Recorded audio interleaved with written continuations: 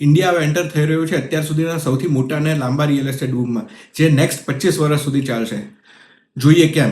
India એ દુનિયાનો સૌથી young દેશ છે. દર વર્ષે એક ઓસ્ટ્રેલિયા જેટલી પોપ્યુલેશન આપણા શહેરોમાં શિફ્ટ થઈ રહી છે.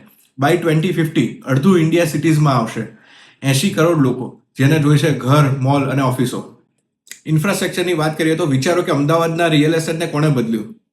મેટ્રો, એક્સપ્રેસવે, રિવરફ્રન્ટ જેવા મેગા પ્રોજેક્ટ્સ છે. બાય 2047 ઇન્ડિયા બનાવી રહ્યું છે 100 નવા એરપોર્ટ, 50થી વધુ મેટ્રોઝ અને 10થી વધુ રિવરફ્રન્ટ. ઇન્ફ્રાસ્ટ્રક્ચરનો દરેક પ્રોજેક્ટ ખાલી જમીનને $1 બિલિયન રિયલ એસ્ટેટ હોટસ્પોટ બનાવી દે છે.